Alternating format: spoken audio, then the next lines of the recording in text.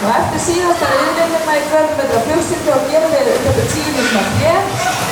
Við tökum aðeins að anda og við förum í boðsum. En í seinni riðlinn þá Sindri á fyrstu braut Óskar Gauti, á annarri braut Hurín, á þriðju braut Sveinbjörn Tommi, fjórðu braut Brynjar Lóli, fimmtu braut Kristján Ari og sjöttu braut Patrik Viggo.